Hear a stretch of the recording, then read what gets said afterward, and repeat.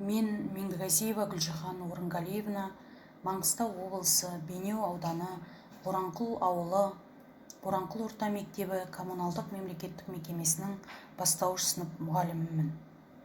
Сіздерге 4-ші А сыныбында қазақ тілі пәнінен сөз таптары тақырыбында өткен сабағымды ұсынамын. Сабақтың тақырыбы сөз таптары. Мақсаты: сөз таптарының сөйлемдегі қызметін анықтау, дерек көздерден мәтін, сөздік, кесте, диаграмма, қажетті ақпараттарды табу. Қазақ тілі өз тілім, ана тілім, Абай Мұхтар сөйлеген дана тілім, қастерлейді ұл қызың мәңгі сені, болашағым бақытым дара тілім деп ақын жырлағандай, туған тіліміз қазақ тілі сабағын бастаймыз. Ауылда ертегі тыңдамай, жаңылтпас жаттамай, жұмбақ шешпей өскен бала кемде кем болар. Сабағымызды жұмбақ шешуден бастаймын. Жұмбақтың шешуіндегі сөздерді үш тілде, яғни қазақ тілі, орыс тілі, ағылшын тілінде айтуды ұсынамын. Жұмбақтың шешуіндегі сөздер нені білдіретінін сұраймын. Қима қағаздар арқылы оқушыларды үш топқа бөлемін. Бірінші топты самал жел, екінші топты жылы жаңбыр, үшінші топты жарқылдаған найзағай деп алып, сабақты бастаймын.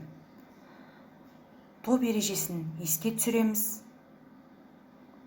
Ережені еске түсіре отырып, сөз таптары туралы алған білімімізді еске түсіреміз.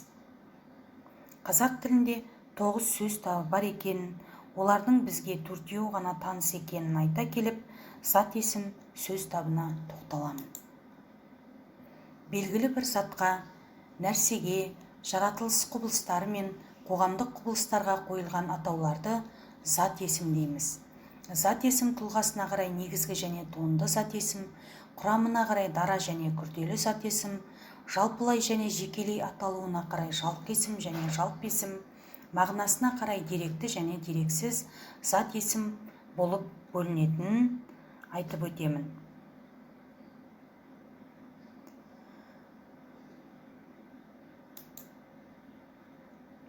Айтылым дағдысы бойынша әр топқа сөз таптарына қатысты ережелерді еске түсіруді тапсырамын. Бірінші топқа етістік сөз табы, екінші топқа сын есім сөз табы, үшінші топқа сан есім сөз табы беріледі. Екінші тапсырма тыңдалым дағдысы бойынша жүреді. Оқулықпен жұмыс жүргіземіз. Оқулықтағы 6-шы жаттығуда мәтін берілген, сол мәтінді мұғалімнің оқуымен тыңдайды оқушылар. Өздеріне түсініксіз сөздерді белгілеп, сөз таптарына ажыратады.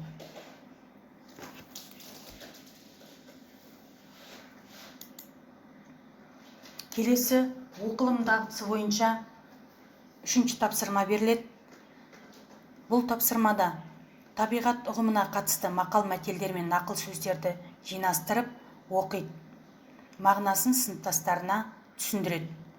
Бірінші топқа табиғаттың алуан құбылыстары, екінші топқа табиғаттағы өсімдіктер әлемі, үшінші топқа табиғаттағы жануарлар әлемі тақырыбы беріледі.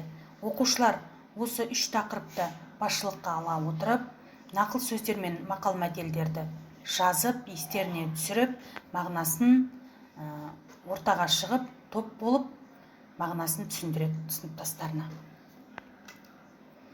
4-ші тапсырма жазылым дағдысы бойынша алынады. Жазылым дағдысында бұл тапсырмада 3 топқа 3 тапсырма беріледі. Бірінші топқа сәйкестендіру әдісі арқылы араласқан сөздердің ішінен сын есім мен зат есімнен тұратын сөз тіркестерін табу беріледі.